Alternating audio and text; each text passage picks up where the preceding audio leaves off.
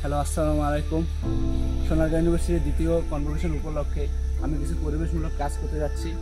আমার পরিবেশমূলক কাজ হচ্ছে দুটো গাছ গাড়ানো। একটি ক্যামেরাম্যান একটু দেখো, একটি হলো আমের গাছ আর একটি হলো চালতার গাছ। এই দুটো গাছ এখন লাগাবো।